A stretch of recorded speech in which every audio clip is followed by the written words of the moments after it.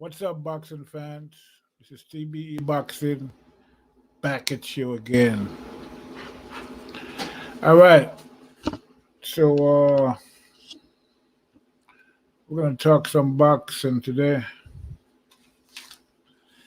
You know, all right. So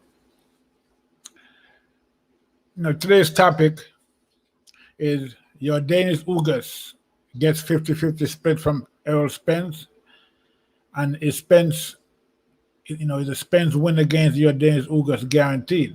And so we're gonna chop that up and talk about that today.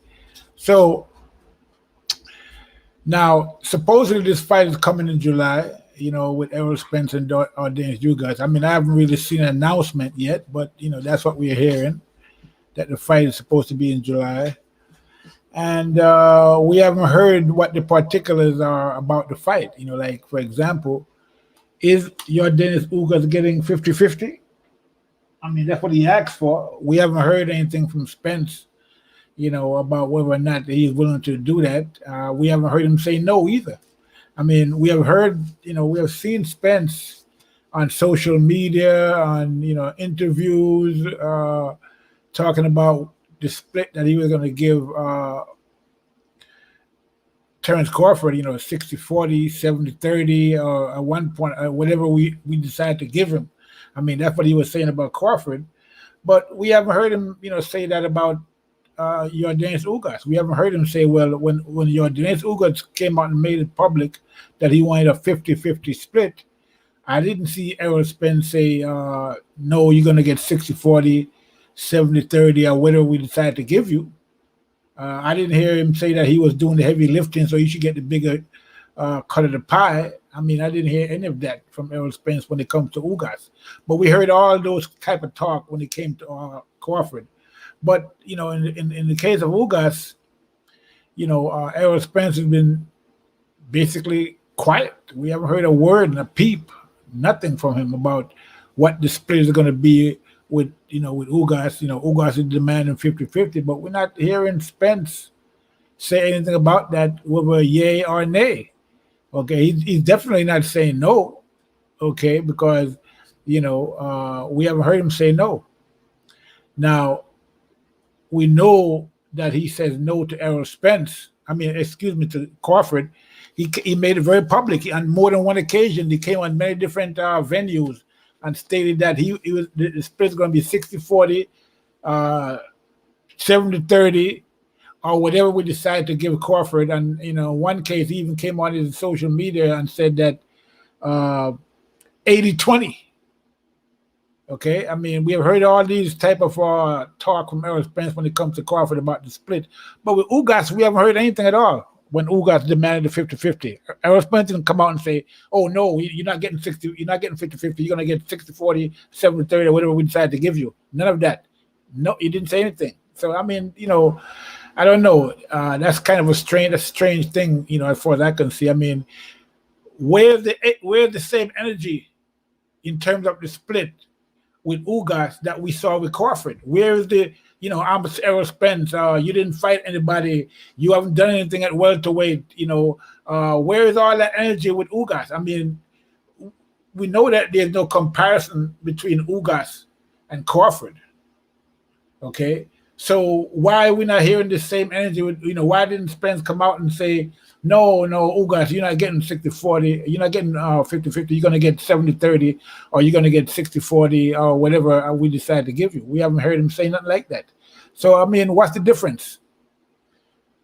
We haven't heard, the funny thing about that is this, and it's not so much just Errol Spence, but, it's a lot of these fanboys of Errol Spence, and I'm not talking about the fans in general. I'm talking about these commentators on these YouTube channels that go out there and talk about, they're the one that's out there pushing various narratives about, what Errol Spence should give this guy out there. Errol Spence is doing the heavy lifting or this, that, and the other. But I'm not hearing none of that when it comes to Ugas. I'm not hearing about Errol Spence doing the heavy lifting. I'm not hearing anything. As a matter of fact, we saw that when Ugas came out, when it was announced that Ugas was now the champion, and then stripped Manny Pacquiao, what we saw, and I remember this specifically, it wasn't even an hour after the announcement was made. Errol Spence went on his Twitter and was talking about fighting Ugas, and then talking about strap season. All of a sudden, strap season came from out of retirement. We haven't heard about strap season the whole time Crawford was calling him out. But as soon as Ugas got the belt, all of a sudden, strap season was in the air again. And, he wanted to fight, he's ready to fight Yordenis Ugas. But, and not only was he ready to fight Ugas, but all of his fans, the same people who were saying that, Crawford wasn't ready to fight him. Crawford didn't fight nobody. Crawford had to fight somebody else first. He got to fight, Crawford got to fight, this guy first. He got to fight Sean Porter first before you get a shot at fighting against Errol Spence, because he hasn't fought anybody. He hasn't done nothing at welterweight. We haven't heard none of that from these same people when it comes to Ugas. And definitely Ugas has done a lot less at welterweight than Crawford has done. But we're not hearing the same energy. Everybody is up for this fight with Ugas. So, what I want to know is, what's the difference? I mean, why is the energy so different with Ugas and with Crawford? I mean, why is that nobody wants to see, none of these people who claim that the best should fight the best? They're all out there claiming that, the best got to fight the best. I mean, we even hear the guy, what's his name, Blue Blood Sports, heavy, that something about, he's always talking about heavy is the head that wears the crown, and Crawford got to do this and Crawford got to do that. But we don't hear the same energy with Spence. He doesn't say heavy is the head that wears the crown with Errol Spence, and Spence needs to do this and Spence needs to do that, and he got to fight this guy or that guy. Nothing. So basically what it comes down to is that, everybody thinks that Errol Spence is going to wash Yordenis Ugas. And that's what it comes down to. It's another easy fight for Errol Spence, they think. And that, and that's the only reason why they want the fight. They don't want the Crawford fight because they realized the Crawford fight wasn't going to be that easy for Spence. So they didn't want Spence to fight Crawford. Okay? They come with all kind of reasons. Oh, yeah, you need to get 60-40. You have 70-30. It should be 70-30 or whatever excuse they can come up with, or whatever reason, anything but to make, the fight.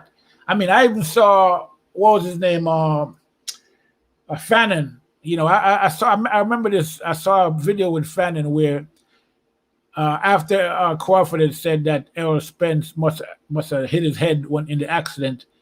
That's why he's talking that 60-40 nonsense.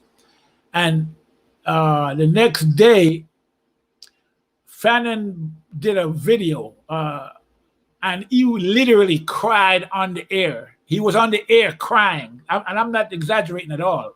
He was literally shedding tears, saying that how could Crawford disrespect Spence like that? And he started talking about, Spence could have died, and and he had someone in his family that died under the circumstances, and a whole bunch. Fannin is crazy as a bed bug. So you already know. He was out there. I mean, he was literally shedding tears and saying that this fight should never happen. That Spence should never fight Crawford. So these are the kind of lengths that these guys go to in terms of, not wanting to see the fight against Spence and Crawford. And, as soon as Crawford says, look, I'm done with this Errol Spence nonsense. I've been, chasing this fight now for years. I don't want to chase it anymore. I'm past it. All of a sudden, all these guys could talk about now is the Errol Spence Crawford fight, as if, Errol Spence really wanted to fight Crawford in the first place. And we all know that's not the case. Okay. But all of a sudden now, they're doing videos about Errol Spence Crawford. Why does Crawford say no? Why Crawford don't want to fight? Crawford is ducking Spence. The whole, I mean, it's ridiculous, but that's what it is. That's the narrative now, because, finally, I mean, at the end of the day, people say, well, oh, why doesn't Spence want to, why doesn't Crawford want to chase Spence? But he's been chasing Manny Pacquiao for 6 years. Why does he want to stop chasing Spence, because they know he's been chasing Spence, okay? And now they're complaining because Crawford said, "Look, I'm moving past this Spence nonsense. I'm not with it anymore. I'm not interested in the fight, even at 50-50." Now everybody's saying, "Well, but you're still chasing Manny Pacquiao." Well, I mean, you can't really compare Manny Pacquiao to Errol Spence. I mean, people got to really get realistic about that. I mean, at the end of the day, you look at Manny Pacquiao's record and look at Spence's record. I mean, there's no comparison, none whatsoever. It's not even close. So I mean, obviously, the bigger fight for Crawford is the Manny Pacquiao fight. That's the biggest fight he's gonna make. I mean, Manny Pacquiao is the last of the legendary fighters of this, of the past era. I mean, the era of Money Mayweather and Floyd Mayweather. I mean, that generation of fighters, that represented those fighters like Floyd Mayweather, Manny Pacquiao. Manny Pacquiao was the last guy standing, basically, from that generation of fighters. He's a legend, a living legend, actually living, breathing legend that's out there still fighting, from those days, from the last generation. So I mean, that fight, if Crawford was to get that fight, that would be the biggest fight, when it comes to legacy right now. Beating Errol Spence won't be the same as beating Manny Pacquiao. I mean, we saw one guy tried it. We saw, one guy from this generation tried it, Keith Thurman. Look what happened to him. He lost his belt, and now he's sitting on the sidelines, just talking nonsense. So at the end of the day, the Manny Pacquiao fight is a good fight. I mean, Spence was trying to get that fight at one point. I mean, and even without a belt, I think that the Manny Pacquiao fight is still a bigger fight than Spence. In terms of legacy, I'm talking about. I don't know about in terms of money, but in terms of legacy, Manny Pacquiao has accomplished way more than what Errol Spence is even coming close to accomplish. I don't even think Spence has accomplished 10% of what Manny Pacquiao has accomplished in his career. Okay, so I mean, so the question as to why would he be chasing Manny Pacquiao and not chase Errol Spence? I mean, I think the answer is obvious. Okay, Manny Pacquiao represents something way bigger than what Spence is or is going to be, because I mean, Spence has like what 20 something fights. He's like 30 years old, 31 years old now. I mean, he's going toward the end of his career, and he only have 20 something fights. I mean, at the end of the day, and so. But anyway, the thing is this: what's going to happen in this fight if this fight is to be made? I mean, with Errol Spence and Yordenis Ugas, I mean, a lot of the Spence fans out there think that Spence is going to wash Ugas. I mean, that's the expectation, which is why they're so eager for this fight, because all they're talking about is how, that's another belt for Spence. There's no conception that Spence, could possibly lose the fight.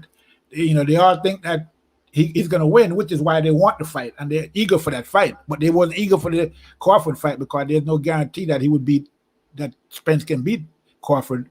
But they're thinking that they know that, Spence is going to beat Ugas, okay? And I mean, I watched Ugas fight a couple of fights, and I mean, he's okay. He's a pretty good fighter. He got some, good skills. I mean, he's not the most skilled fighter in the world. So, I mean, I can understand from a certain perspective why they would think that Spence can beat him. But, like they say, style make fights, okay? And so just because, I mean, if we was to compare the Ugas fight with Porter and the Spence fight with Porter, who do you think had the toughest fight against Porter? Was it Ugas or was it Spence? You look at Ugas after the fight with Porter and look at Spence after the fight with Porter. Spence was all beat up, lumped up, like he was in a war. Ugas didn't have a scratch on him after the Porter fight. Not a scratch. I mean, it was a tough fight for Spence, but it wasn't that a tough of a fight for Ugas. And even though Porter got the decision, a lot of people, if they want to be honest with themselves, will say that Ugas actually won that fight. and he won the fight easier than Spence did against Porter. I mean, if you look at those fights, look at it again. Check out the fight again and tell me who had the easiest time against Porter. Was it Ugas or was it Spence? Spence was in the fight of his life against Porter. Ugas, you know, as a matter of fact, Porter didn't fight the same fight against Ugas as he fought against Spence, which, you know, it kind of surprises me because, you know, you would think that Porter would have went in there and tried to, you know, slug it out with Ugas, because they say that Ugas don't have any power, okay? And they say that Spence has a lot of power, but Porter stayed in there with the pocket with Spence and basically, you know, stayed in close and fought Spence punch for punch. But with Ugas, Porter was on the outside, moving, dancing, you know, dancing around the ring. He stayed away from Ugas. He stayed at range against Ugas. So why did he fight that way against Ugas and then not that way against Spence? You know, it's kind of strange. So again, but I'm thinking that style make fights, and you know, maybe you know, it was easier for him to fight that way against Ugas. I'm not sure what it is, but you know, it didn't seem like he wanted to mix it up with Ugas too much. I mean, if you know, I remember that fight specifically, and he did his best to stay on the outside the whole fight against Ugas. Okay, and he didn't do that with Spence. He just took the fight to Spence. He didn't take the fight to Ugas, because there was many points in that fight with Porter and Ugas where Ugas was telling Porter, let's go, come on, fight, let's fight. And Porter didn't take him up on it. Porter would not, you know, get close in with him and fight like he wanted to fight. So I don't know, you know, what that was all about, but something is there that, you know, a lot of us are probably not seeing. So I'm not, you know, I mean, you have to give the edge to Spence in the Ugas fight, but I'm not that convinced that he's necessarily get guaranteed to win that fight. I don't think it's a foregone conclusion that he's going to win. And like I said, style make fights, you know what I mean? And so, I mean, you'd have to give him the edge because, you know, he is Errol Spence. But I don't know. I'm thinking that fight might not be as easy as many people think it's going to be for Spence. Okay, and you know, it might be a tough fight for Spence. Okay, it might be one of, you know, I mean, let's think about this. When Spence fought Mikey Garcia, everybody said he's going to kill Garcia. He's going to knock him out. You know, the expectation that was that it would be like what happened with, you know, with Jamel Herring and Carl Frampton. That's what people expected. When a smaller guy moves up to fight a bigger guy, and especially the bigger guy is supposed to be good, and the smaller guy is good, they always say the good big guy will beat the good small guy all the time. And in a situation like that, when a fighter is moving up, you know, from a different weight class to fight a guy at a higher weight, you expect the bigger guys to knock him out. You know, like when Crawford knocked out Yordenis Ugas when he moved up to challenge Crawford. Herring, he knocked out Carl Frampton. But in the fight with Errol Spence and Mikey Garcia, you know, he didn't knock out Mikey Garcia. Okay, that didn't happen. And a lot of people expected him to get knocked out. People didn't just expect Mikey Garcia to get knocked out with Errol Spence. They expected Spence to destroy Mikey Garcia totally, end his career. That's what people were looking to see. That's what they expected to happen, but none of that didn't happen. Okay, that didn't happen at all. And now, you know, at the end of the fight, the narrative was that he was just trying to show his boxing skills. But you know, I don't really buy that. I think that, you know, Mikey Garcia just turned out to be a lot tougher than he expected. And, you know, maybe Spence is not as good as we thought he was, you know. And then, all right, so in the next fight against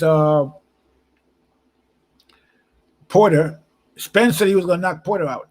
He said that from his own mouth. A lot of people say, oh, yeah, he's going to fight Porter. Porter is perfect for him. He's made to get knocked out by Spence. Spence is going to knock him out. And we all saw what happened. It was the toughest fight of Spence's career against Porter. The toughest fight. So now, Spence didn't perform as expected.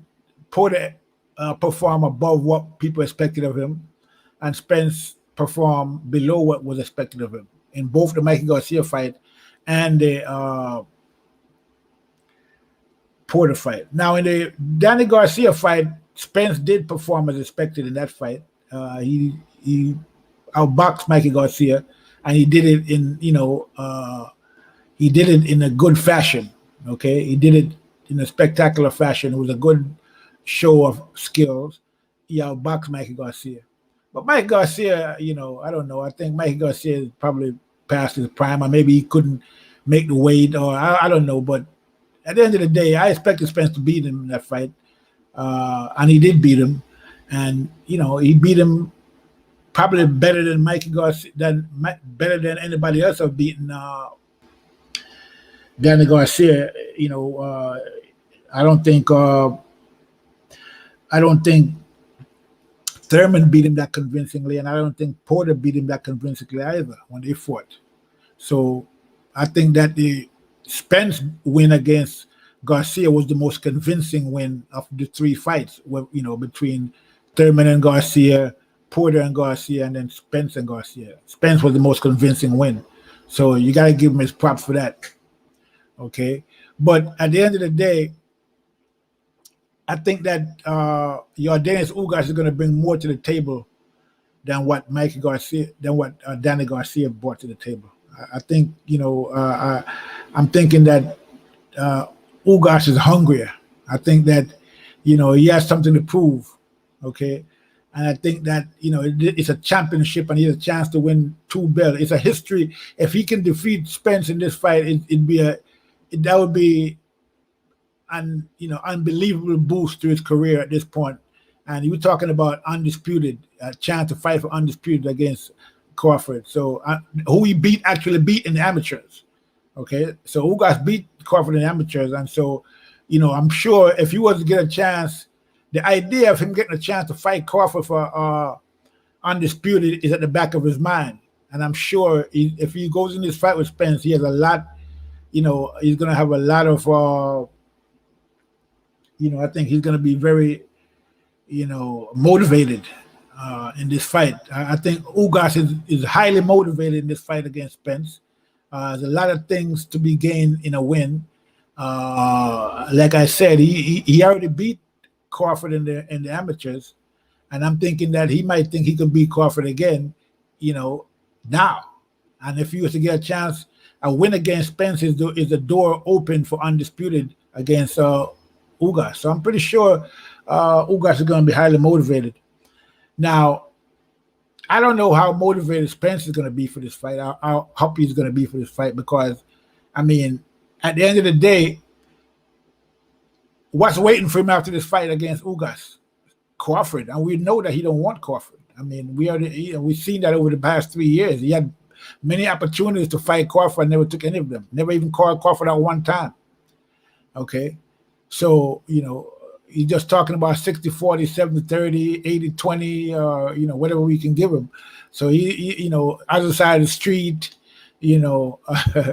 whatever, any kind of reason not to make the fight with taking the easy route against Porter, whatever it is, not to make the fight with Crawford. So I don't see that, I don't see that him looking forward to fighting Crawford after beating Ugas. If he does beat Ugas, I don't really see, I don't see that as a motivating factor for Spence. The idea that after he beats Ugas, he's going to have to face Crawford, the guy that he's been ducking for the past 3 years. I think what's going to happen in this fight, if Spence beat Ugas, what's going to happen? He's going to pull a Teofimo. Okay, he's going to say, "Oh, I got the 3 belts, so I'm undisputed. The 4th belt don't count." Okay, that's what he's going to say, and I don't really see him calling out Crawford after this fight with Ugas if he wins. So I still don't see that fight happening, regardless of what happened with the Ugas fight. I think he probably just leave Crawford alone, and then just try to maybe he might want to move up. I don't even think he's going to do that. I just don't see what Spence is going to where is he going to go after Ugas if he does beat Ugas. what's there left for Spence to do? He's definitely not going to fight Crawford. I mean, you know, he's been saying that he doesn't want 50-50, and we know that Crawford is not going to take the fight unless he gets 50-50. So that, you know, what is only one thing Spence can do is say, okay, we'll do the 50-50. That's the only thing he can say. That's the only way he's going to make that fight. And he hasn't been doing that. He hasn't said that he was going to take 50-50, even though my suspicion is that he's taking 50-50 against Ugas, because we haven't heard nothing about it. Okay. We haven't heard, he hasn't said anything about the 50-50 that Ugas demanded, but he has plenty to say about the 50-50 that Crawford demanded. He'll tell you in a second, no, that's not going to happen. It's got to be 60-40, 70-30, or whatever. But with Ugas, silence, nothing. So, but it's not the first time that Spencer, I mean, he was 50-50 against Mikey Garcia. And Mikey Garcia didn't do anything at welterweight. Mikey Garcia didn't have one fight at welterweight. Okay, he just moved up and fought Spence, and he got 50-50. So, the whole idea that Crawford after he gets 60-40, we already know, that's just a duck move. It wasn't anything real. And I firmly believe that if Crawford was to say, listen, I'll take the 60-40, Spence will come up with another reason why the fight is not going to happen. He would come up with another reason. I don't think the fight would happen even if he was to say that. Okay, and I think Crawford knows that, which is why he just said, look, I'm just going to move past this fight because this guy don't really want to fight me. And so, I mean, it's apparent that he don't want to fight me. So why beat a dead horse? This guy, he don't want to fight. He don't want to fight. And he's been saying that and showing that for the past 3 years. So I'm just going to move on. Because at the end of the day, if we look at the accomplishment of Crawford and Spence, there's nothing. Crawford don't need to chase Spence. Okay, I mean, at the end of the day, Spence needs to chase Crawford because Crawford has the accomplishment that Spence it don't have. So even at welterweight, what I mean. And people keep saying, oh, well, who was Spence fought at? Who was Crawford fought at welterweight? He hasn't done nothing. He knocked out everybody fought at welterweight. Everybody that Spence fought, he went to the decision with them at welterweight. When's the last time Spence knocked somebody out? Anybody can remember? So, at the end of the day,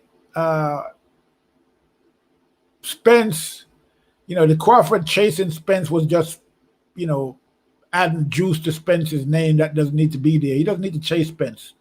Okay, and I agree with everything he's doing in terms of not chasing Spence and telling everybody that I'm past this fight, I can take it or leave it, because he can't take it or leave it. He doesn't really need this fight with Spence, I don't think. What I mean? I think Spence need to fight with Crawford more than Crawford need to fight with Spence at the end of the day. And so, I think if he just move past the fight like he's doing right now, the fight will probably get closer, than him chasing it.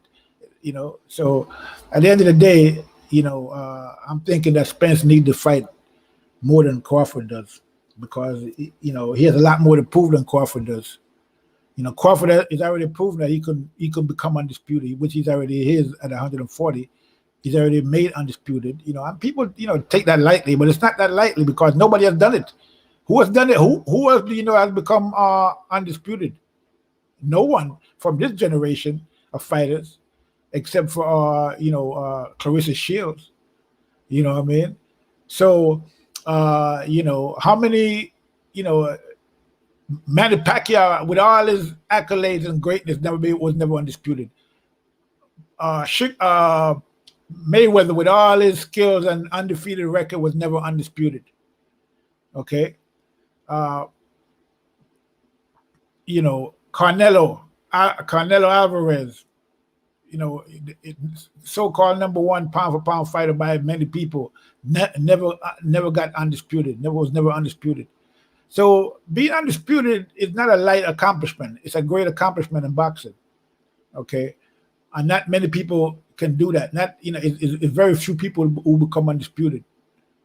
And Crawford has done that already, okay? 3 different divisions. So when it comes to accomplishment, there's really no comparison between Crawford and Spence. I mean, I know that, a lot of people, who listen to these guys on YouTube, on these fanboys that, Errol Spence fanboys out there who talk about Errol Spence as if he's, this or that. They talk about him fighting, Porter and fighting Mikey Garcia and fighting Danny Garcia and fighting, these guys as if, he was fighting top elite #1 top fighters. But at the end of the day, I mean, he hasn't really done much more than what Keith Thurman did. All the guys that Spence beat, Keith Thurman already beat them. So, I mean, at the end of the day, I mean, what has Errol Spence really done besides beating? Well, let me take that. Let me pull back on that. He did beat, Kell Brook, which was a good win for him. But again, Kell Brook was coming off a loss, a devastating loss against the terror of the middleweight division in Triple G. Wasn't fully healed yet, okay? And he had to go into a fight, had to lose all that weight and go into a fight with Errol Spence, one of the top contenders in the welterweight division. Which, I mean, if I was advising Brook at that point in his career, I wouldn't have taken the Errol Spence fight so quickly. I would have waited another year, okay, to make that fight happen. Give yourself a chance to fully heal from the eye socket injury, and plus more time to lose all that weight. But for whatever reason, he went into that fight with Spence, and so at the end of the day, that was it was a win against a top contender, a top champion in Kell Brook. But again, it was a damaged Kell Brook at the end of the day, So we have to see it for what it is. I mean, so really, the win against Kell Brook, okay, there's the win against which is a good win. I'm not going to take anything away from that, even though, like I said, Kell was damaged. He beat Porter, Danny Garcia, and Mikey Garcia. I mean, it is what it is at the end of the day. So, I mean, I don't think that's, what you would call, I mean, I guess at the end of the day, the fight against Porter was a tough fight, and, Porter put up a good fight, and, Spence put up a fight against Porter, which, I mean, I wouldn't have fought Porter that way, and he shouldn't have. I would have fought him the way Brook did, or the way Ugas did, and, make it easy on myself. So the idea that Spence fought, when you fight the other guy's fight, that's not a show of strength. It's a show of weakness to me. I mean, because why would you fight the other guy's fight unless you're forced to fight that way? So that's basically what it comes down to.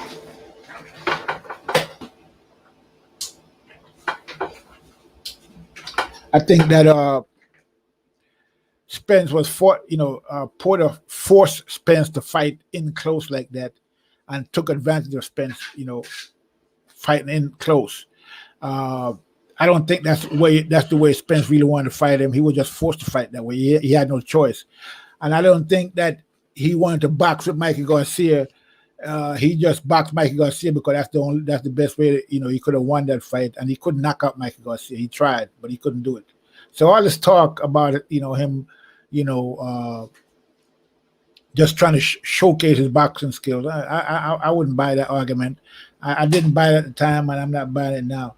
But at the end of the day, I want to see what this Ugas and Spence fight is going to look like. Like I said, style makes fight. It might be a more difficult fight for Spence than people might, think. A lot of people are taking Ugas lightly, thinking that Spence is going to wash Ugas. But I'm not necessarily one of those people. I'm not convinced that that's going to be the case. I think this fight might be one of Spence's toughest fights to date. I mean, I could be wrong, but then again, you never know, because again, style make fights, okay? And this style of Ugas might present a difficult problem for Errol Spence, okay? So a lot of people out there who are thinking that Errol Spence is going to wash Ugas, they might be for a big surprise. And, it would be par for the course because, all of our expectations with Errol Spence so far in terms of his fight against Mikey Garcia, his fight against Danny Garcia, well, maybe that one, was okay, but his fight against Porter didn't really play out like we expected it to play out. Spence didn't really perform up to the level that was expected of him in the Mikey Garcia fight or the Sean Porter fight. So we don't know how he's going to perform. He did good against Danny Garcia, but we don't know how he's going to perform against a motivated Ugas, who I think is going to be highly motivated for this fight. Okay, I mean, we're talking about a history-making fight for Ugas if he wins, and and untold riches down the line in an undisputed fight against a Crawford, where they can talk about, the narrative could be he beat Crawford in the amateurs and now he got a chance to beat him for undisputed, which would be a great storyline as well. So I'm thinking that Ugas is going to be highly motivated. I think that he's going to be, I think it's going to be a difficult fight for Spence. Okay. And I don't think there's any guarantee that Spence is going to win this fight against Ugas. If that fight is actually made. I mean, I haven't seen the announcement yet, even though I'm hearing people saying it's going to be in July, but we have to wait for the announcement. So we don't even know if the fight is actually signed yet. But we'll see. So now, the thing is this. What if, I want to know about this 50-50 deal. Okay, I want to know, did Errol Spence, if they're going to make this fight, does he have to give Ugas this 50-50 split that he claimed that he couldn't give to Crawford? And he's going to make less money in the Ugas fight because that Ugas fight is not going to make as much money as the Crawford-Spence fight would make. We all know that. Okay, that's the biggest fight in boxing, Crawford-Spence. Everybody's looking for that fight. Nobody's calling for the Ugas-Spence fight. But, it's just a fight that's in the past because Ugas is the one holding the belt. Okay, but before that, not even Spence didn't want to fight Ugas because Ugas been trying to fight Spence for years, and he wouldn't take the fight again. He wouldn't give Ugas a shot. So, the only reason this fight is happening is because Ugas got gifted the belt, and so the fight is happening. It's not a fight that people was demanding or wanting to see necessarily, and I don't really think a lot of people are going to turn up for this fight. Okay. And, so it's not going to be a big fight in the terms of a money-making fight. It might not even be on pay-per-view, so we don't know how this fight is going to play out. But still, I want to know if Spence is giving 50-50 to Ugas for this fight. And again, if he does give him 50-50, it would be ironic if Spence was to go into this fight with Ugas, give him 50-50, and then end up losing against Ugas. When he could have won, it would be unbelievable if he was to lose to Ugas in this fight. Now, I know a lot of Spence fans don't want to, think about that.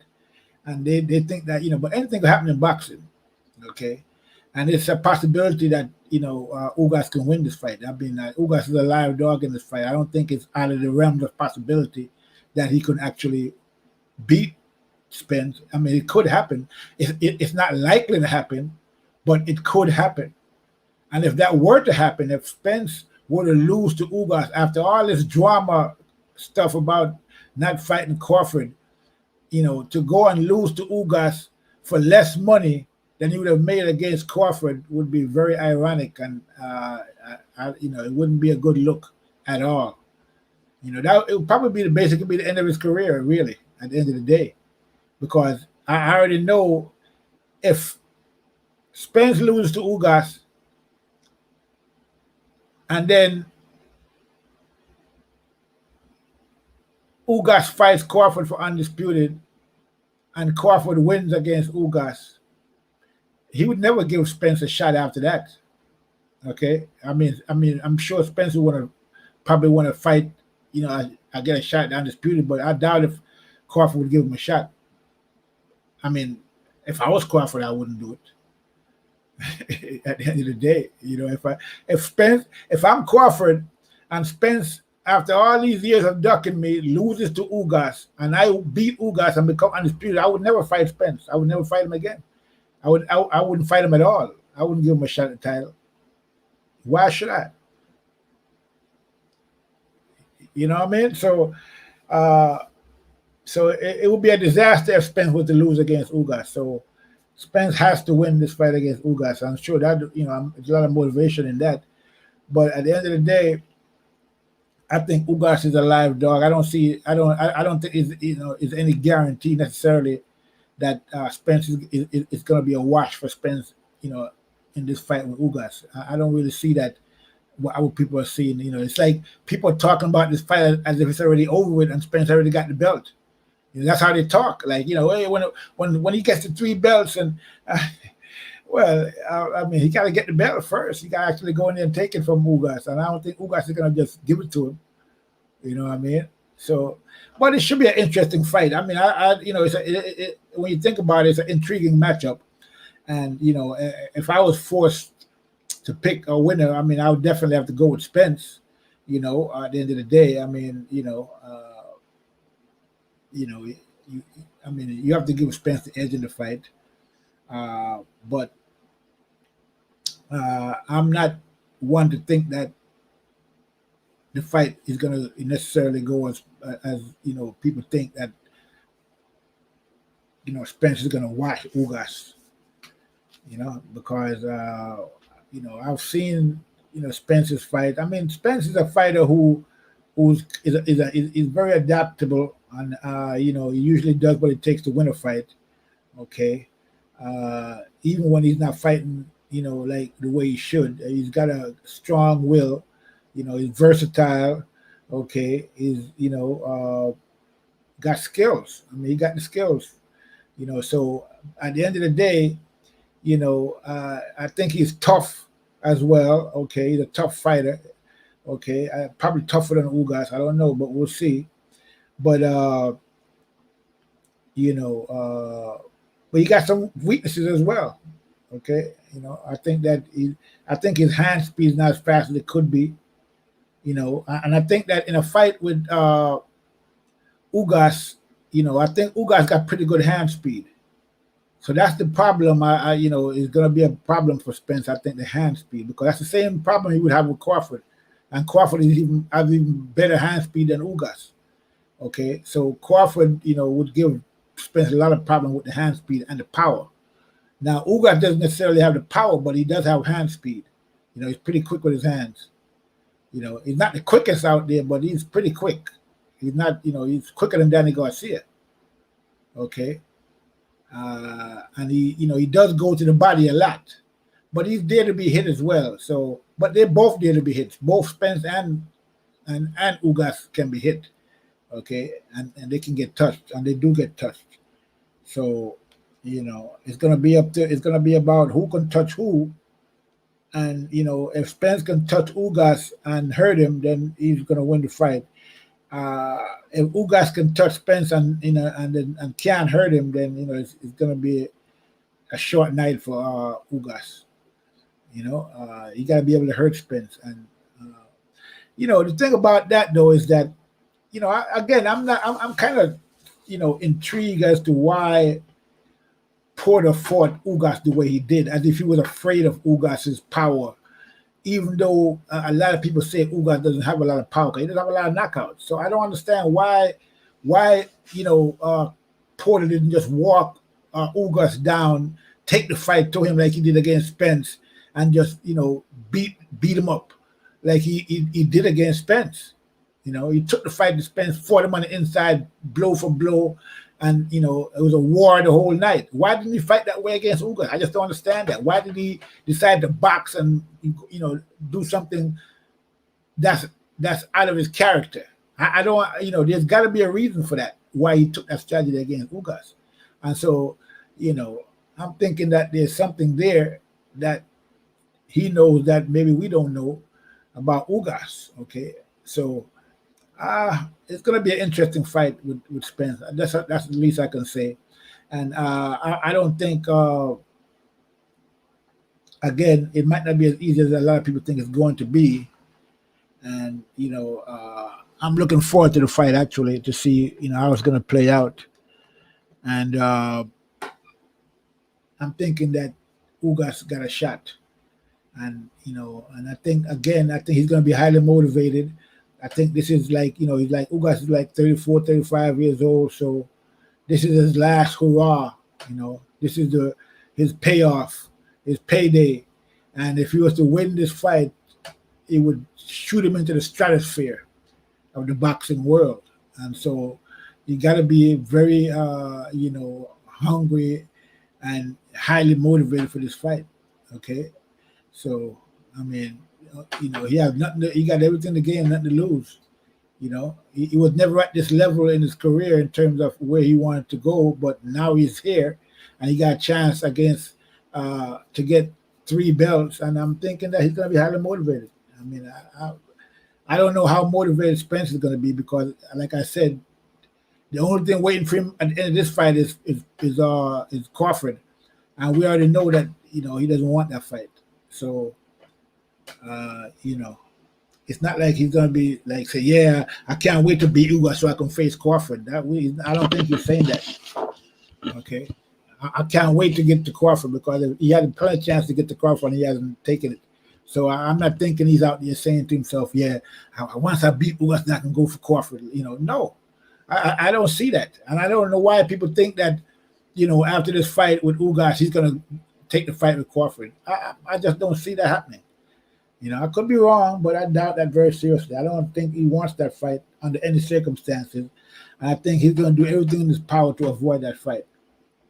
Okay. And, that's just, I'm just going by what I've seen so far, based on his actions at this point, in his career against, Crawford and the talk and the energy. And, talking about fighting Canelo instead of fighting Crawford, all this, by the way, where is that fight? Where's the Canelo fight? He's supposed to be fighting Canelo, right? That's what he'd say when people ask him about fighting Crawford. I can fight Canelo at 160. What's going on with that? We haven't heard anything about that. Canelo fighting Cowboy Stadium, nothing. So we will see all that was just fairyland talk. Just duck talk. Really to take away from the people asking about Crawford. Every time people ask about Crawford, I can move and fight. I can move and fight Canelo. Yeah.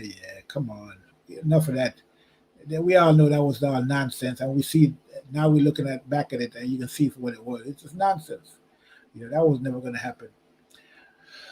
But so I'm hearing rumors that Crawford is thinking about, like he said, he's moving past the Spence fight, and he's looking to fight Porter next if you don't get the Manny Pacquiao fight, and then move up and fight for the 154-pound title. Now, we don't know who he's going to fight for that title. I mean, if it's going to be Jermell Charlo or Castano, because they're supposed to fight. And so I'm pretty sure that fight is going to happen before Crawford moves up. And so, we don't know who's going to win in the fight against Castano and Jermell Charlo. Now, I'll put my money on Charlo, but, Castano is a live dog as well. I mean, he's a very motivated fighter. He's a hard fighter. He doesn't, he comes in there and gives it his all. He's like a Sean Porter, but more technically sound. Okay, he's a more harder punching Porter. He comes in and gives it all every fight. Fights from the first bell to the last bell. So that might be a tough fight for Jermell Charlo. I don't know, if Charlo could, Charlo haven't really faced anything like that in a good while now. Anybody with that is going to put that kind of pressure on him, But we already know how Charlo, he kind of excelled under pressure. So if that guy Castano put a lot of pressure on him, Castano might get knocked out. I mean, I could see that happening. Jermell don't really play around. He will take you out if he can, and he does have the power to do it. So I would think that he should be able to beat Castano, but you never know in these things. Okay, so it's conceivable that Castano could win, and then it would be Crawford against Castano, because again, of those belts, of those four belts, one of those belts is the WBO belt, and unless they give up the WBO belt, Crawford could just move up and demand a fight right away, and that fight has to happen. So whether it's Castano or Charlo, they're going to have to fight him unless they give up the belt. Okay, now if it's Charlo, now that would be an interesting fight. Now Charlo is a lot bigger than Crawford. Okay, even though Crawford looked like he could put on some more weight. I mean, I think he could go to 154 pounds. I mean, he's not going to be as big as Charlo, but I think he got the. I mean, what we are seeing from Crawford so far is that when he moves up, he gains more power.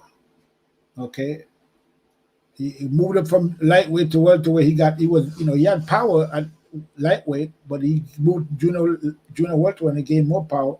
He moved to welterweight, he gained even more power. And I think if he go to junior middleweight, he's going to gain even more power. He's going to have more power in his punches, I would think, if he put on more weight. And so, I think his power, would help him out in a fight against Charlo, because Charlo got power as well. So it would be a good fight, I would think, technically, and I think that Crawford does have the skills. I mean, he's fought a lot of bigger guys in his career already. He fought Bradis Prescott when he was at lightweight.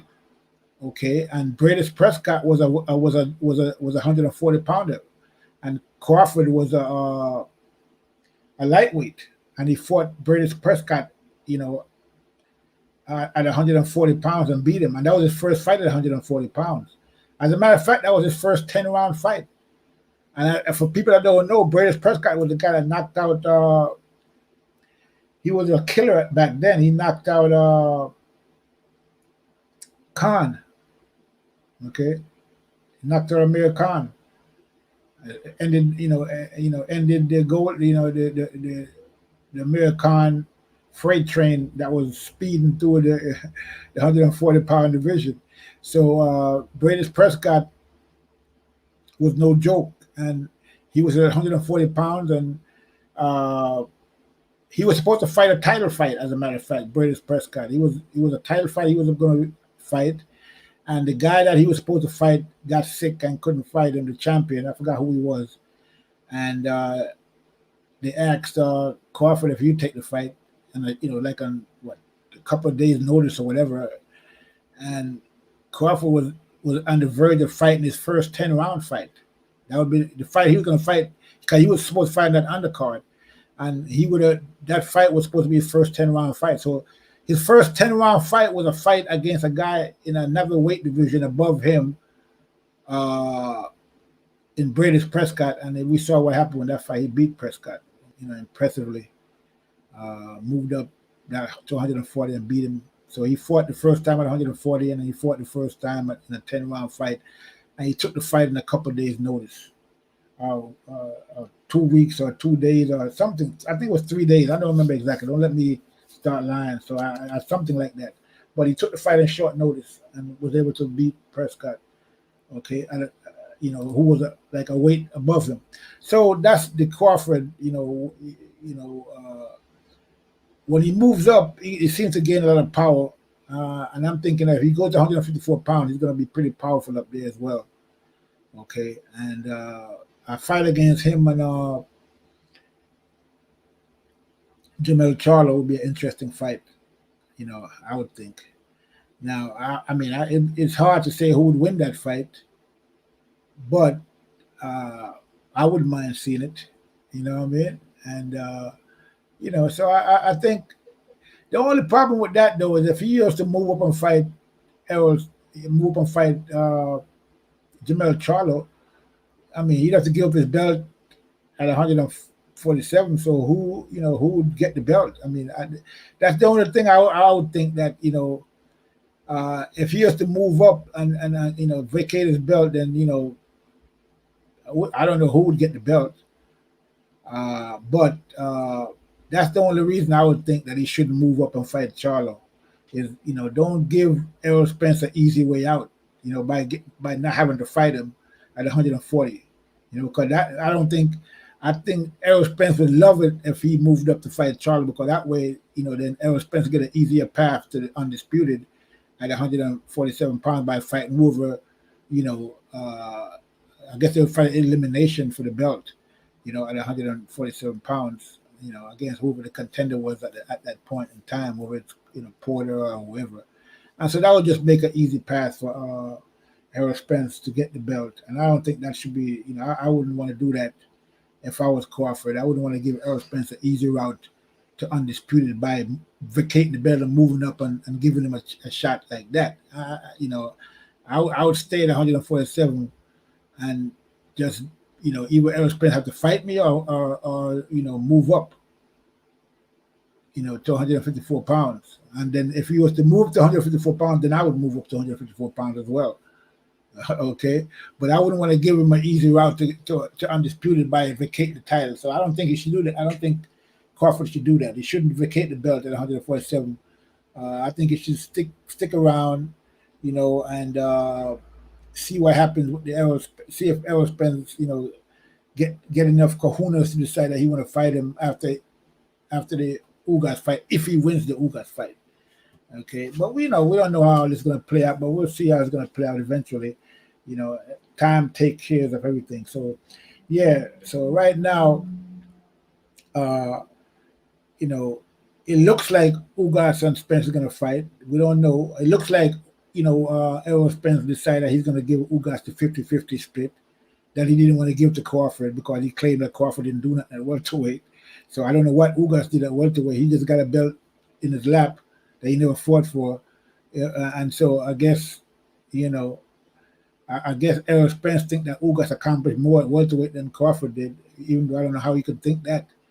Because I mean, if he's saying that Ugas, can get 50-50 and then Crawford couldn't get 50-50, then we know that he was ducking Crawford. Okay, so I mean, I already know he's ducking Crawford. I already know that, but you got fans out there who don't, know anything about boxing and don't understand it. The whole boxing community, including a lot of people from PBC, know that Crawford is, being ducked by Errol Spence, and not just by Errol Spence, but a lot of these other guys at welterweight. So they know, boxing community know what's going on. Some of these decaf and fans who don't know anything about boxing that don't realize what's going on, but the real boxing fans know.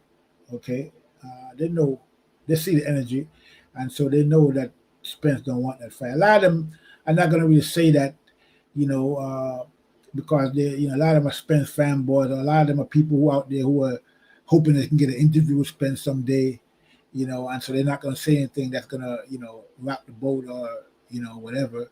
But, I could care less. So I'm going to say it like it is, and, it is what it is. So at the end of the day,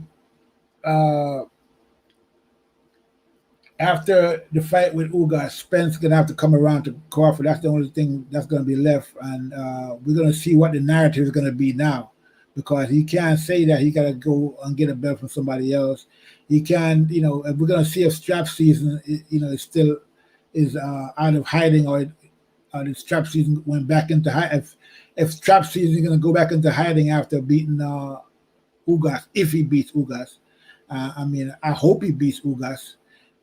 Because I want to see the fight, for undisputed with Crawford. Okay, but I mean, it doesn't matter to me really. At the end of the day, if Crawford become undisputed by beating Ugas or by beating Spence, it doesn't matter. Okay, and if Spence was to fight Ugas and lose, which is not likely, but it's possible, but it's not likely. But if it was to happen, then that would be an ironic twist to this whole Errol Spence Terence Crawford situation. And, I mean, that would be devastating for Errol Spence, to lose to a guy like Ugas for less money that he would have made fighting Spence. You know, I mean, fighting Crawford. If losing is what he's worried about, you know. So I mean, it looks like Errol Spence is more worried about losing to Crawford than Crawford is worried about losing to Errol Spence. You know, I don't think it matters to Crawford if you know. I think it matters if he wouldn't lose, but I don't think he's as worried about it as Crawford, as Spence is worried about it. I think that you know all this talk, but again, you know, at the end of the day, you know, people got a lot of expectations of Spence, and so you know, a lot. You know, I mean, you know, we can see the energy. His fans, they don't. I mean, it's really funny. I mean, let me say, I've been watching boxing for a long time, man, and I'll tell you something right now. I've never, in all the time I've been watching boxing, I've never ever seen a fighter, you know, like dominate a division like I see Crawford is dominating the welterweight division in terms of people not wanting to fight him. You know, I've never seen that in all the time I've been watching boxing. I've never seen nothing like that.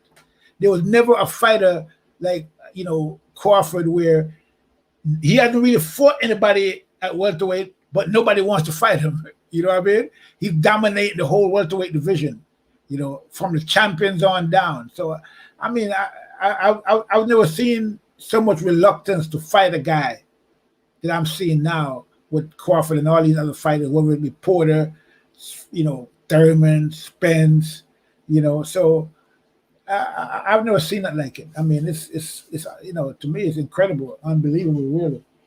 But you know, he's dominating the division, and he hasn't even fought any of the guys in the division because none of them want to fight him. You know, all kind of excuses, money, this, that, the other. You know, and I mean, you know, Bob Arum, this, you know, all kind of excuses not to fight Crawford. You know, I mean, I just, you know, we heard not Errol Spence, but Thurman came out recently and started talking a whole lot of nonsense about Crawford is the easier fight at welterweight. And I mean, this sometimes, you know, people just gotta know when to shut up. I mean, here is what Keith Thurman needs to do is shut his mouth and get his ass off the couch, come out and take a fight with somebody instead of just running your mouth on the sidelines. Okay, anybody can sit on the sidelines and talk. That's what I do. I sit on the sidelines. I talk. That's what I do. I'm a YouTuber. I go on YouTube and I talk about boxing. But he's a fighter. But he's acting like a YouTuber. I mean, what are you talking about? You know, you want to go ahead and chase. You want to chase Spence. You want to chase Crawford. You want a big fight. You haven't fought anybody in 2 years. Okay, so you got to go out and prove yourself. You can't just expect to just jump in there and fight these top guys just like that. And you haven't done anything in 2 years. You haven't took even a tune-up fight or anything like that. But you want to go out there and fight Spence. You want to go out there and fight Crawford. You lost. You're coming off a loss. You lost the last fight against a 42-year-old man.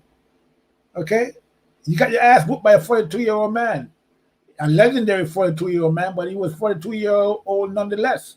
So here you sitting on the sidelines, got beaten by Manny Pacquiao. You're sitting on the sidelines talking about Crawford is an easier fight to make. When Crawford beat Jeff Horn, the guy that beat Manny Pacquiao, and Manny Pacquiao beat you. Okay? So, you know, you just need to be quiet, man. Just sit on the sidelines and just do whatever you're doing, playing the flute or, you know, whatever you're doing, meditating or meditation or whatever the hell you're doing, you know, just keep doing that and just be quiet because you're basically irrelevant right now in boxing. You know, you haven't fought anybody in 2 years since you lost. You didn't get back in the ring and fight, you know, and work your way up like Porter did, you know, to become number one contender. But you talk about you want $10 million or whatever millions of dollars you want for a fight. Be quiet, man. Just be quiet. You're talking and you sound desperate. You know, you're calling out Spence. I mean, you know, you had many chances to fight Spence when you had the titles and you didn't fight him. You know, you had a chance to fight Crawford when you had a title, you didn't fight him. Okay. Now you don't have anything. You're on the sidelines. Nobody's talking about you. You're becoming irrelevant in boxing. Now you want to jump up and start shouting at the top of your voice about this guy and about that guy. You have no authority to say anything. You are basically a has been right now. Okay, that's so Keith Thurman just needs to be quiet. I mean, every chance he got Crawford's name in his mouth, trying to cloud chase off of Crawford, off of Spence, and anybody you can cloud chase off. You need to just be quiet, or get in the ring and fight somebody. Work your way back up to title contention, and stop expecting people to give you something. Okay, you didn't give anybody anything when you were the champion. You didn't give anybody a shot. You were the biggest ducker in the business. The only person a bigger ducker than you now is Errol Spence. You both guys are cut from the same cloth. You know what I mean? So it is what it is. But every once in a while, Thurman comes out and starts running his mouth. I mean, enough is enough, man. You got nothing to say unless you go out there and take a fight. I don't care who you fight. Fight somebody. Okay. Fight somebody. Fight a tune-up fight. Fight, Jose Tito Lopez again, or fight, somebody in the welterweight. But fight somebody, and then you can talk. Until then, just be quiet, man. You're not saying nothing. You're talking nonsense on top of it. If Crawford is such an easy fight, why didn't you fight him and go for his title and try to get his title if he's such an easy fight as you say he was? If I thought Crawford was such an easy fight, and I'm at welterweight, I'd say, okay, give me $2 million, I'll go and fight you, Crawford. Give me $2 million, I'll fight you for $2 million and take your title from you. If you really feel that way, but I'm sure you don't feel that way. You're just talking in one of your mouth. You already know what's going to happen. You go in there against Crawford, you're going to get knocked out. So, you can talk all you want to. I don't know what he's trying to do, trying to curry favor or whatever. He's just trying to get a fight, I guess. But, I mean, you got to do the old-fashioned way. You got to work your way up. Like, look at Porter. Porter lost. He lost his title against Spence, but he kept fighting and, he stayed relevant.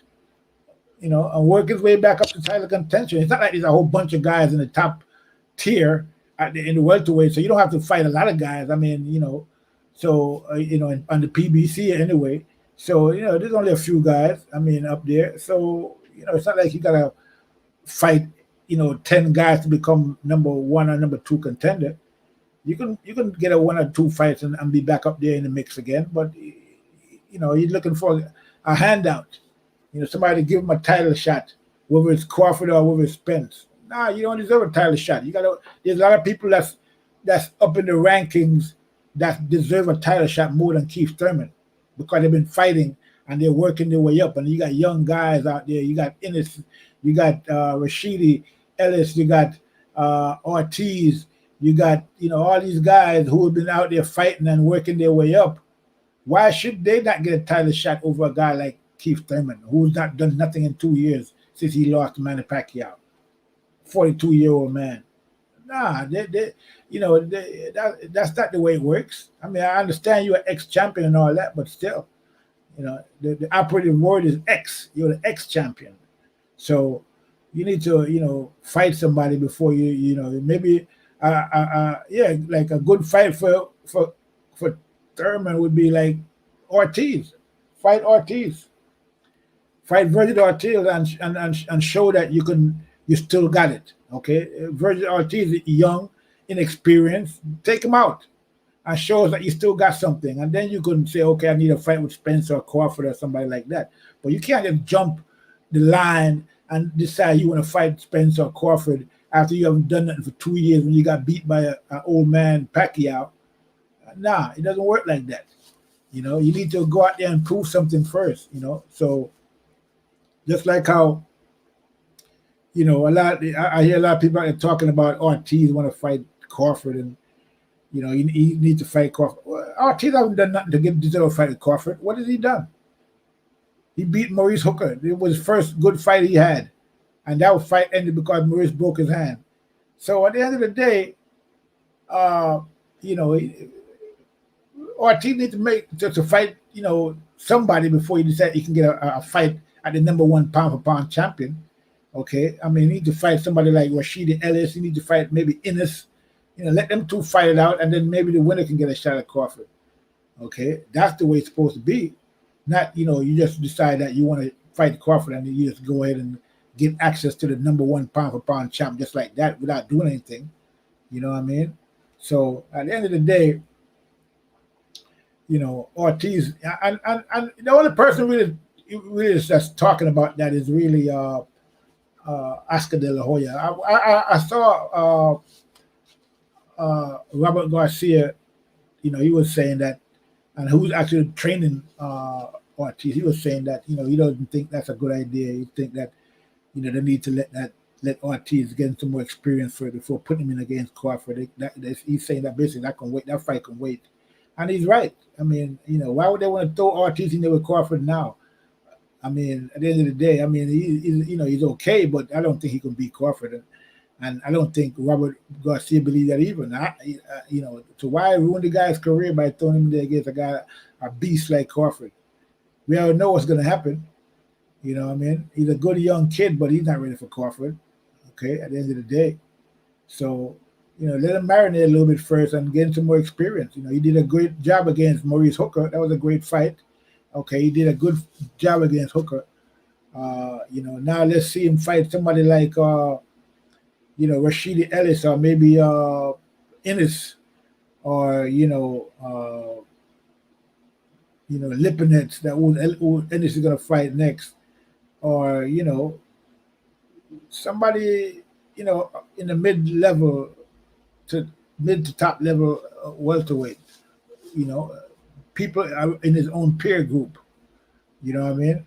Young up-and-coming fighters like that. So you need to fight somebody before you decide you get a chance at a title shot against Crawford. I mean, I don't think he's ready to fight Crawford yet.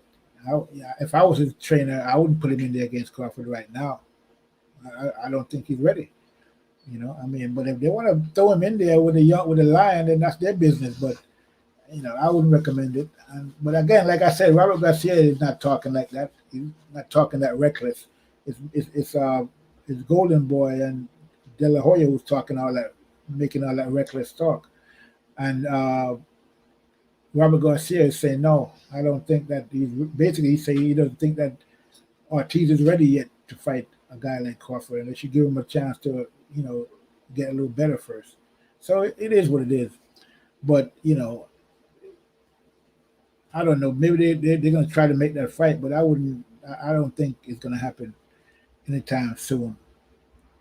And, we are waiting for the announcement of who Crawford is going to fight next. From what I'm hearing, the date for June 5th is still on, so he's going to have a fight that on June 5th, regardless of whoever the opponent might be. And we know it's more than likely it's not going to be Manny Pacquiao from what we're hearing. Then again, it could be. You never know. But still, whoever is going to fight, whether it's Pacquiao, Crawford, Jose Tito Lopez, he's going to fight somebody in June 5th, which is good. You need to stay busy anyway. So fighting somebody, I'm glad he's keeping that fight date, even if the Manny Pacquiao fight doesn't come through. We get to see him fight somebody. Excuse me. So, and then we're going to have possibly Ugas and Spence in July. So there's a lot of good fights coming up, possibly. And then by the end of the year, we're going to see how everything is going to shake out in terms of Errol Spence and what he's going to do next. Because, I mean, where does Errol Spence have to go after the Ugas fight? Nowhere, really. I mean, the only fight left is Crawford. And, he can just fight some, he'd have 3 titles, so he'd have to make defenses. To fight is mandatory, whoever those might be. I mean, so, it is what it is. But the real only money fight left for Spence at welterweight, not left because he never really had a money fight at welterweight except for maybe Mikey Garcia. So the only money fight at welterweight for Spence is Crawford, and vice versa. So, I mean, if I was Crawford, I would tell the Garcia people, okay, you want me to fight Garcia? I'll fight him. Give me $20 million and I'll fight him. Right now. He'll be my next fight. Give me $20 million and I'll fight him right away. Okay, that's what I would do. Okay, I'm fighting for $20 million. But other than that, wait your turn. Okay, you'd have to wait his turn. If they come with $20 million, I'll take the fight right now. You know, so that's what Mayweather did with Canelo. You know, spanked him, got a couple, what, 30, $40 million, I think, or whatever the money he made in that fight. Went about his business. So, that's what I would do if I was, I'd take these fights that these guys want me to take, but they'd have to pay big money for these fights. Like just like how we hear Manny Pacquiao is talking about he wants $40 million to fight Crawford. I mean, he couldn't say that because he's Manny Pacquiao and he's got paid more than that in the fight already. So, but at the end of the day, it's kind of ridiculous. But hey, when you're Manny Pacquiao, you can do that. So when you're Crawford and you're the number one fighter pound for pound, you can ask for more than, you can ask for money. You can tell them, I want $20 million for this fight or $10 million for that fight. You can do that, especially the fight is not a mandatory fight.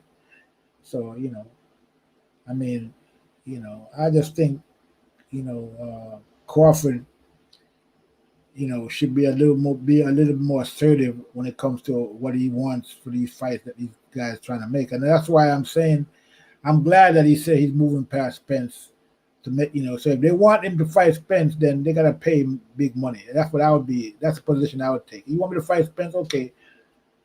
You know what I need. 50-50, and I need this and I need that.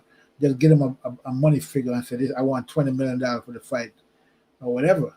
Okay, if Spence really want to fight for undisputed, then I'm here. I'm willing to fight him, but you have to pay. And all this talk about 60-40, forget that. That would never happen. Because that's ridiculous. It's a stupid idea in the first place. It's the dumbest idea. I mean, it's the dumbest thing I ever heard of. You want the guy who's going to bring you your biggest payday to take less money. I mean, it doesn't even make any sense. How does that work? How is it that the guy who's going to bring you your biggest payday in boxing, okay, the guy that's the most money you're going to make in any fight that you have done so far is with this guy. And the reason you're going to make that much money is because of this guy. But you're going to tell this guy that's going to bring you your biggest payday that he got to take less money? Why? Who does that? How does that? Where's the logic in that? You think he'd be saying he'd be glad to fight a 50-50 fight with a guy like Crawford and make all that money? They can put all that money they can make together. Do you realize how much money these guys can really make if they was to really make this fight and do the promotion and the marketing and all of that? Do you know how much money these guys can make? But Spencer said, I mean, it doesn't make any sense to me. I mean, it is the dumbest thing I ever heard of in my life. So, I mean, that's what I know. When I see something like that, when you see something like that that doesn't make any sense, then you know there's something else that's at play. And what's at play that Spence don't want this fight. He doesn't want the fight. He doesn't want to lose to Crawford. He think that Crawford, probably going to knock him out. And he don't want the fight. And he doesn't care about the money in that way. He doesn't want to get knocked out and get paid. You know what I mean? So, I mean, I don't know who would win that fight anyway. I mean, there's no guarantee that Crawford is going to beat Spence. Okay, I mean, it's likely that he would probably beat Spence. I would think that I would give him the edge against a fight against Spence, but there's no guarantee because I've seen Spence pulled out, fights where people, I mean, I've seen Spence fight. He's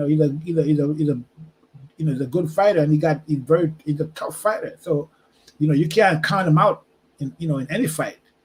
Okay, but I would think that Crawford would beat him, but I mean, I wouldn't. I don't think it's a certainty that you could say, well, yeah, he's definitely going to beat him. I mean, no. Okay, but I would think that he's most likely to beat him. Okay, and if I was to put money on it, I would put money on Crawford. But I've been wrong about Spence before because I thought that Book was going to beat him. Okay, and Book, I think Book probably would have beaten him if he didn't move up and fight Golovkin first. Okay, I think he probably would have won that fight, but that's we can't Monday morning quarterback. We don't know what would happen. I mean, he lost, and that's all there is to it. But after that fight, you know, uh, I realized that Spence was a lot more versatile than I thought he was at first. Okay, because I saw him do a lot of things in that fight that I didn't really think he could do, like fight on the back foot, fight going backwards, moving.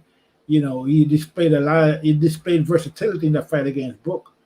Okay, and not only that, he was tough as well because he took some shots from Book, and so he fought a good fight against Book. He was he kind of surprised me in that fight in his toughness and his versatility.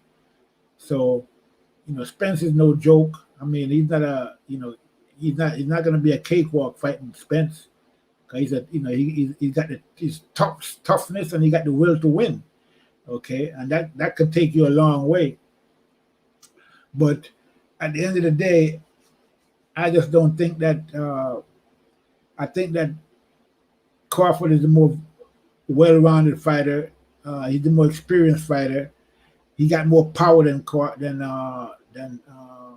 Spence in both hands. He could fight from both stands, and I think his hand speed is superior to Spence. I'm not taking anything away from Spence. Spence is no walk, like I said. Spence is no cakewalk for any fighter. But I'm just thinking that when you add up all their advantages, I think it's they're stacked mostly on Crawford's side, hand speed. But that's going to be the big difference in the fight is hand speed. Everything else being equal, hand speed is going to be the big difference. That was a big difference in the Book fight. That's the big difference in any fight that you see with Crawford. A lot of people don't realize how quick Crawford is with his hands. People don't really see it. But he's a combination puncher. He throws combinations and he throws them fast, and he's deceptively fast. He doesn't look that fast, but when you watch his fights, and then you look at it again and then watch it in slow motion, you realize that this guy's hand speed is incredible. He got good hand speed, fast and accurate punching and power in both hands. So I'm giving him the edge against Spence, even though, like I said, I was wrong about Spence, and in the Book fight, I thought Book was going to beat him, but he didn't. And like I said, in that fight, Spence displayed a lot of skills in that fight that I didn't think he had. In terms of his, he was very versatile, and he was very versatile in that fight. Spence did a lot of good things in the fight against Book that I didn't think he could do. And he displayed, so basically, and Spence is a smart guy. I mean, when it comes to fighting, I mean, he knows his boxing. I gotta give him that as well. I mean, I always thought that about Spence, that he knows his boxing because I've heard him analyze other fights, and from what I'm hearing from him when he analyzed other fights, I said to myself, this guy knows his boxing. He knows what he's talking about. Okay, so he's very smart when it comes to boxing knowledge, and so he's no joke. But I just think that he's a little bit of a diva, and all that talk is getting to his head. And I think as he himself has said, he's got a little lax in there, taking last thing for granted. That's why he was such a close fight with Mikey Garcia. Well, not Mikey Garcia. I mean Sean Porter, because he was slipping. And I think that he, all the drinking and the partying and the celebrating and all of that stuff. I don't think he really lives a fighter's life. He's the kind of guy who like to drink and probably do other things as well.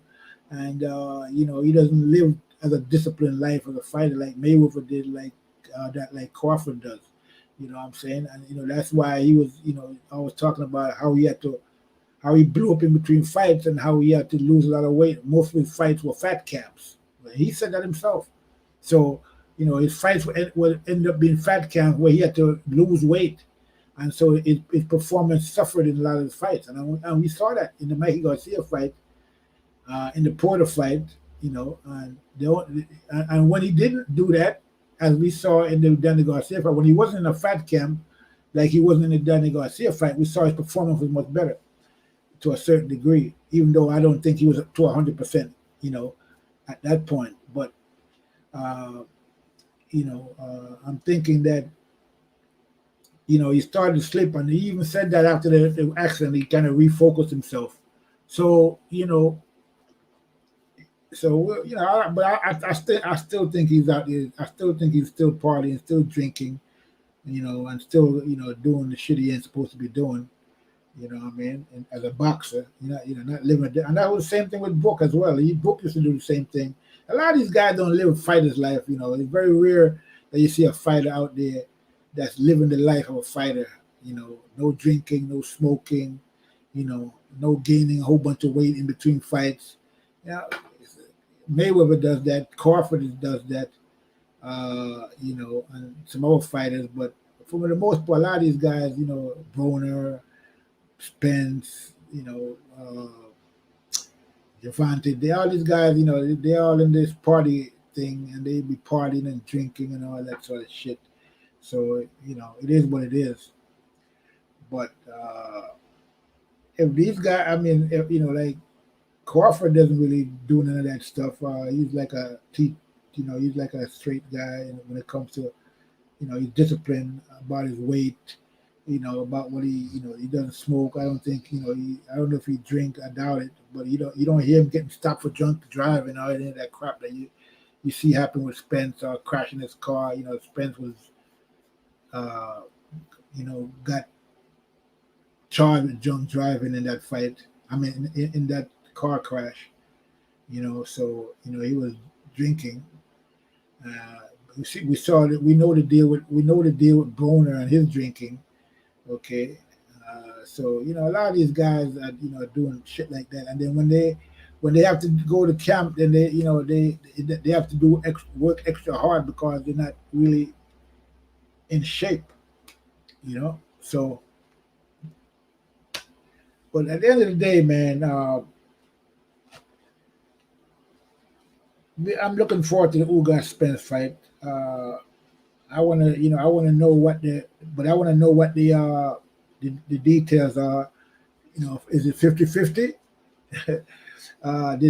Did Spence cave in and give Ugas 50-50 to get the fight? And if he did give Ugas 50-50, why couldn't he do the same thing with Crawford? Why didn't he want to do the same thing with Crawford when Crawford fight would make more money? It's because he thinks he can beat Ugas, but he doesn't think he can beat Crawford. That's the only explanation there is. There's no other explanation but that. And people can find reasons and talk all a bunch of nonsense all they want to about this and about that and about Crawford this or Crawford not doing this, not fighting this or not. But all that is just talk at the end of the day. And again, if Crawford hasn't fought anybody, he's not fighting nobody, and he's not having any fights, then just go there and take the belt from him then. If that's the case, he should be. That's what Keith Thurman's talking about, that Crawford is the easier fighter at welterweight. Well, go ahead. If that's the case, go ahead and take his belt. You think he's an easy fight and he hasn't fought nobody, then go take the belt from him. What are you waiting for? Go get it.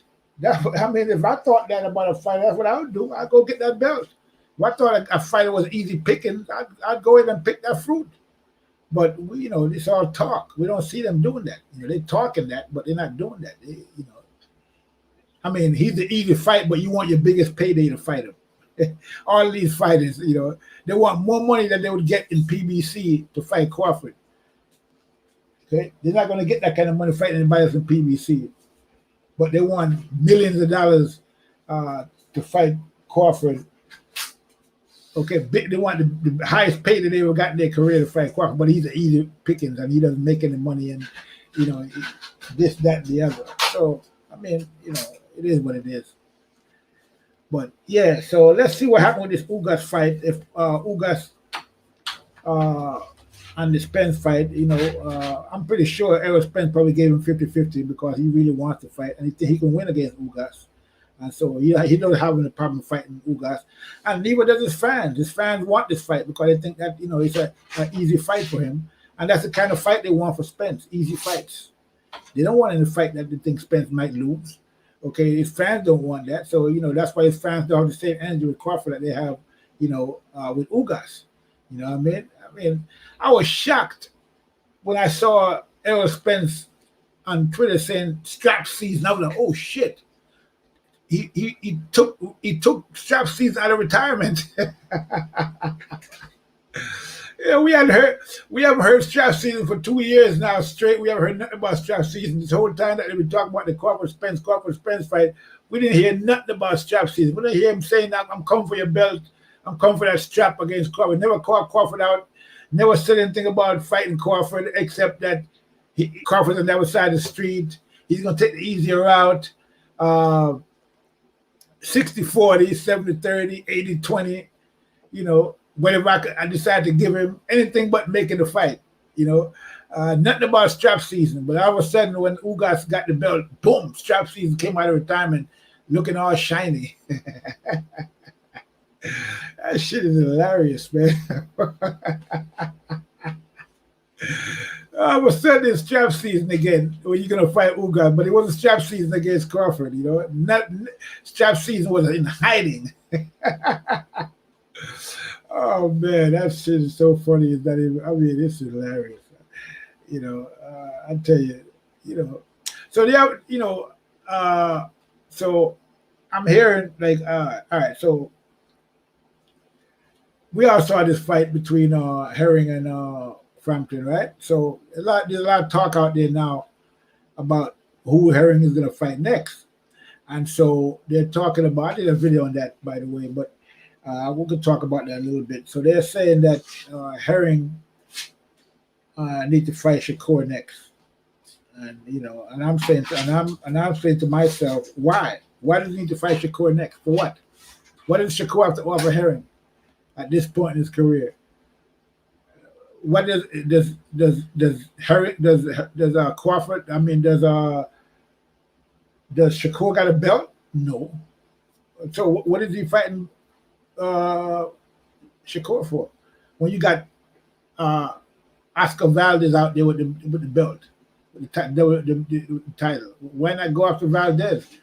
So if I'm Herring, I'm going for the Valdez fight, Oscar Valdez. I'm not going for Shakur. For what?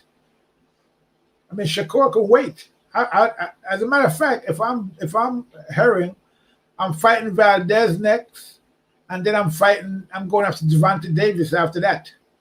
Okay, I'm going for the titles. Okay, and then after I fight those two guys, then I'll probably think about fighting a guy like Shakur Stevenson. Maybe by then Shakur would have put on some more gravitas or some more respectability around his record, because he hasn't really fought nobody yet anyway. So I understand that he's a young lion and he wants his shot at the title, but he can wait. He's young. When in terms of legacy and in terms of money, the fight to go for is Oscar Valdez. That's the fight. You're gonna make. It's a legacy fight. And it's a bigger money fight than fighting Shakur Stevenson. There's nothing for Herring in fighting Shakur Stevenson right now. So if I was him, I'm looking to fight Valdez, and that's the fight that I want to see next. I don't want to see him fight Shakur Stevenson next. And people talk about he ducking Shakur Stevenson.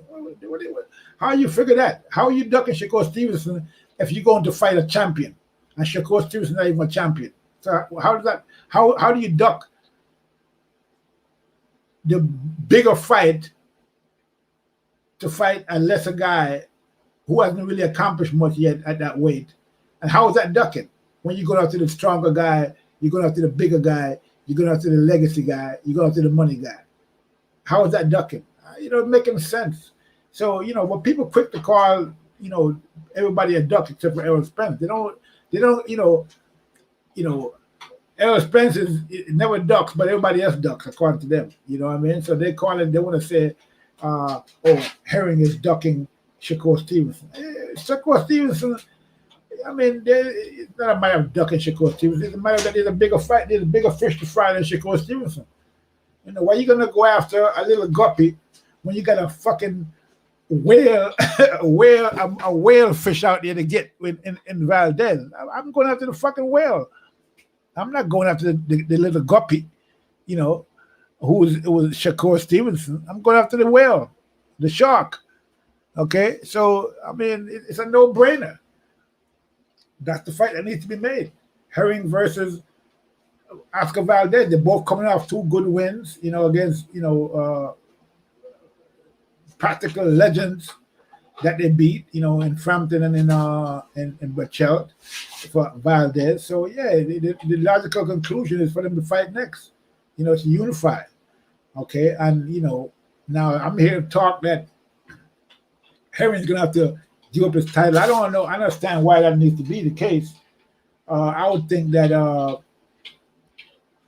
unification fight would trump a mandatory fight if Shakur is the mandatory. Okay, the unification should trump that fight. Okay, and if I'm Herring, even if I have to give up my belt to fight Valdez, I'll do it. I just give up the belt and fight Valdez because that's where the money is and that's where the legacy is.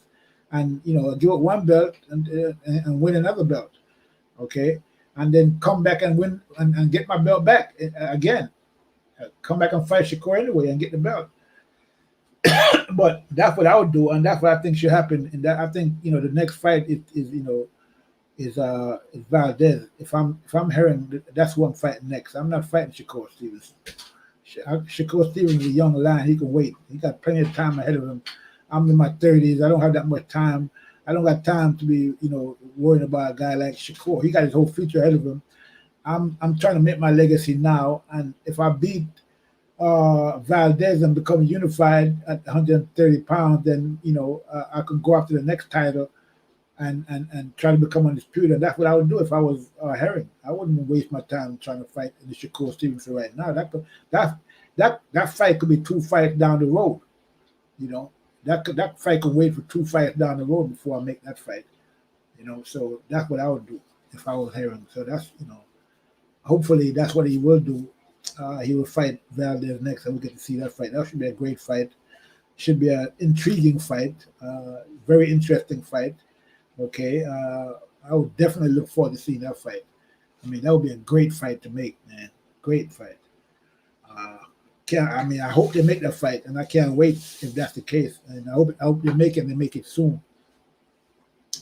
So, what else is going on in boxing? Okay, I hear that we're hearing that it looks like Tyson Fury is trying to duck Anthony Joshua. Okay. Tyson Fury, like he's trying to pull a duck on Anthony Joshua, talking about giving him 2 or 3 days to come up with the venue and all of this talk. So I mean, we hear John Fury, Tyson Fury's father, talking about Tyson Fury needs to tune up first. So it looks like the closer the fight gets between Tyson Fury and Anthony Joshua, the more Tyson Fury is starting to realize that he's really going to be in there with Joshua, and all that talk he's been talking, is starting to go out the window, and he's realizing that he's going in there with an animal in Anthony Joshua. It's not going to be a Deontay Wilder in there, okay?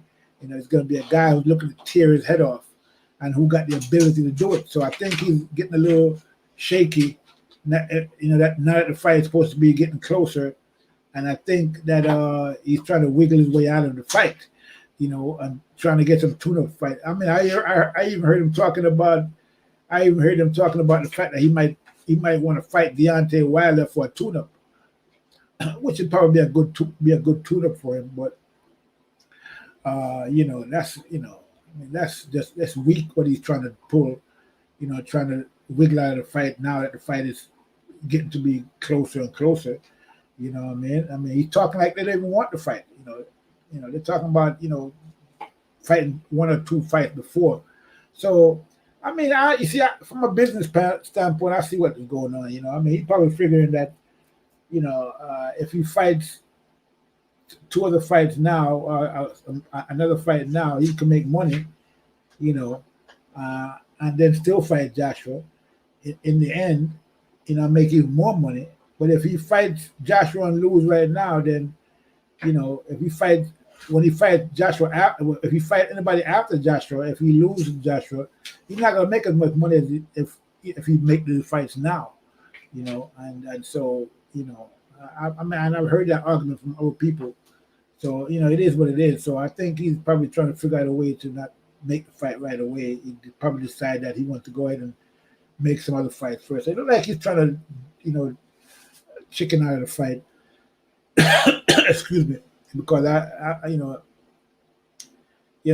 all this talk, about how he's, Anthony Joshua was a big dasher. He's going to do this. He's going to do that. I don't know about that. I think that Joshua is going to give him I think that Joshua is probably going to knock him out if they want to fight. I mean, at first I was kind of leaning towards Fury, but the more I think about that fight, if Deontay Wilder could knock Fury down twice, Joshua could knock Fury out. Okay, because Deontay really can't box, and Joshua does have some boxing skills, and we saw what he did to Klitschko, and I think he'd do the same thing to Fury, because Fury went the distance with Klitschko, and he was a boxer. He didn't stop Klitschko, but Joshua stopped Klitschko, knocked him out cold. So I think he could knock out Fury as well, and I think Fury realizes that, because I even heard that they had sparring matches when Joshua was an amateur, and this is coming from Klitschko. This is coming from Fury himself. He said, Joshua almost knocked his head off. Okay, and he was just an amateur back then. He wasn't a seasoned fighter back then. He was just a young fighter just starting out. So if he could do that to Fury back then, what do you think he can do now? So it looks like Fury is looking for a way out of that fight.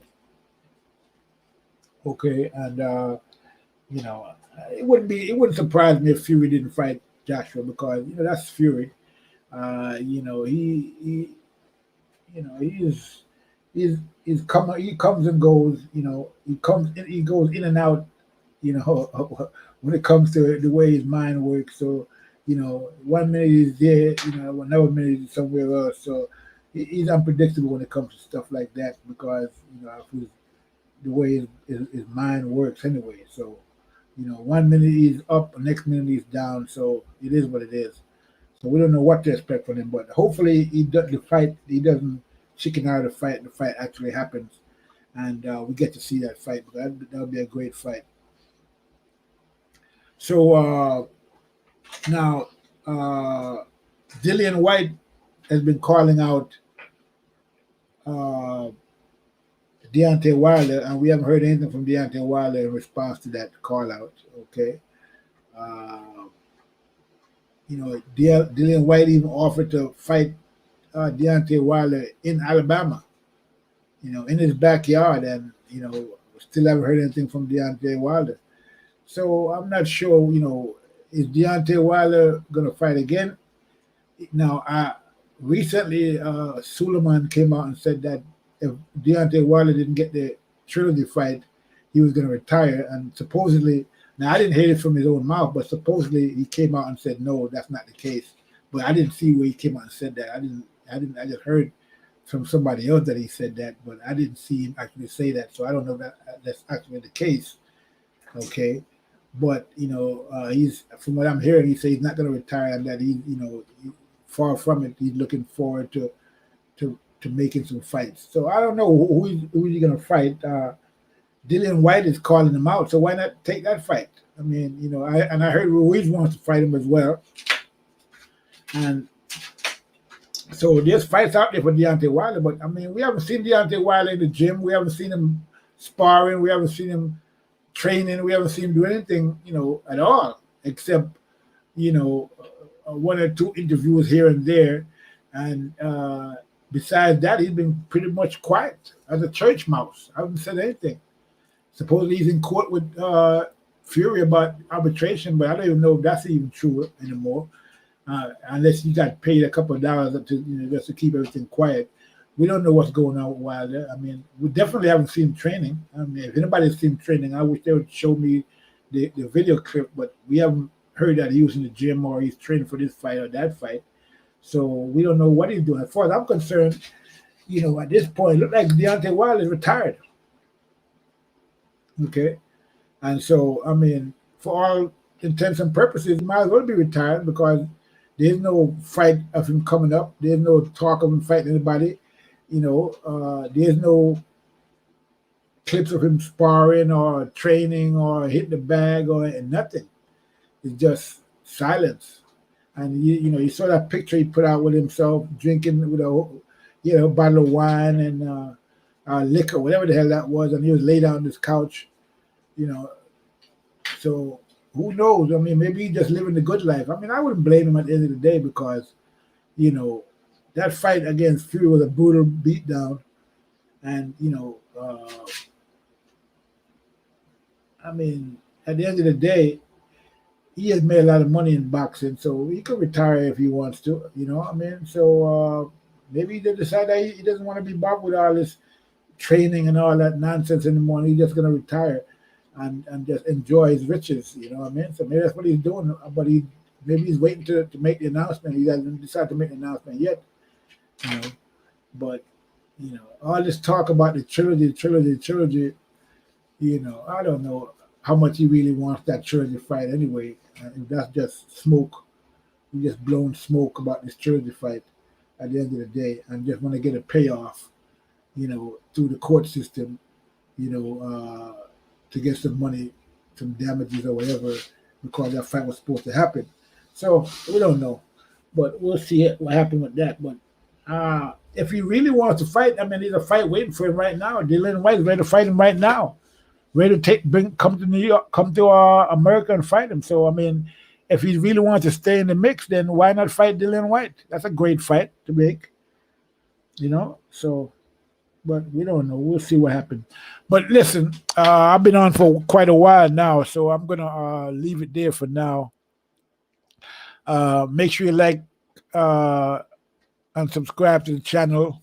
Okay, I'm going to start doing a lot more live videos. I mean, I do videos, but I usually don't do a lot of live videos. But I'm going to try to do at least one live video per day from now on. Okay, so, it won't be as long as this one, but, I'm going to start doing live as well as recorded videos. So I'll be doing more live videos from now on. So with that said, thanks for anybody that came through. Like and subscribe to the channel. This is TBE Boxing. I'm out.